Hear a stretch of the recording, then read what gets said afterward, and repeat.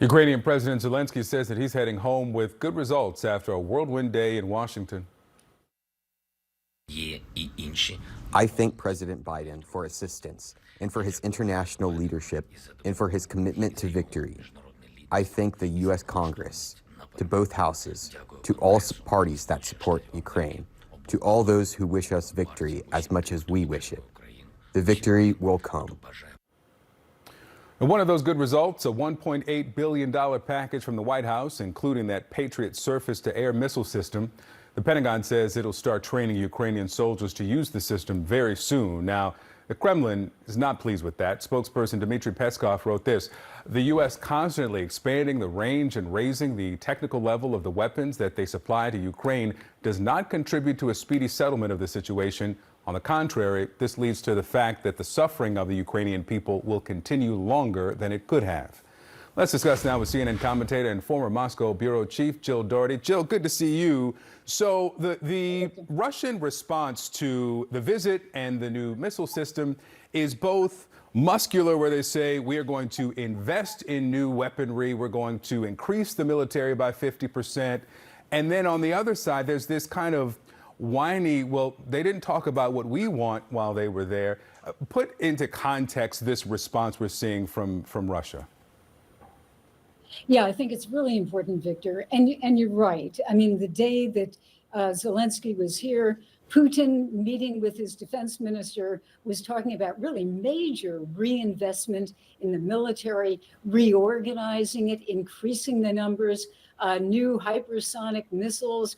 And in fact, even President Putin himself said, you know, we need more drones and we have to put them everywhere. So there was a big emphasis on that. And then also, I think, in that kind of muscular messaging that you're talking about, he was saying, President Putin was saying, you know, this is a conflict with NATO. And we can answer NATO. We can fight anywhere. We can put as much money as is necessary into this. And then he even added, you know, war is tough. People die. It's really too bad. But better now than later. And then the other whiny side was, I think, you know, if you were President Putin, I think you'd have to be kind of, I don't know, hurt by the fact that there is President Zelensky on the world stage meeting with the President of the United States.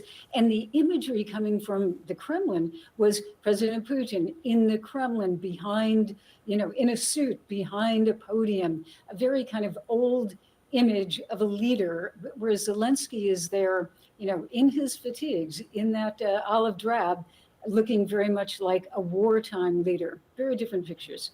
Yeah, very different pictures, not as robust image of President Putin. Let me ask you about the Patriot missile system here. Every installment of military support from the West, from the U.S., comes with this threat from Russia. Sometimes it's nuclear, sometimes not. I wonder how they see the addition of this Patriot missile system. Of course, the Ukrainians think that this is a step forward. How escalatory do the Russians believe it is?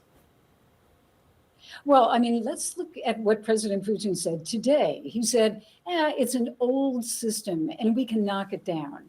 So he's really, you know, dismissing it. He said that it's not as good as our S-300s. So I think, you know, that's his response, kind of dismissing it. What militarily they think, I'm sure, is that it is a potent system. Granted, there's only one battery at this point, but I think symbolically, and that's, you know, we're talking military, but also symbolism, it is a sign of the escalation of the aid coming from the United States militarily for Ukraine. So I would presume that Moscow would be worried about that. And hence, that's why you had the Kremlin saying, well, this is just going to create more problems and more suffering. I think all the message, Victor, coming from Moscow is this is going to go on for a very, very long time. And I would say that Putin has really upped the ante in this, definitely by what he said and what he did. All right. Jill Doherty, thank you.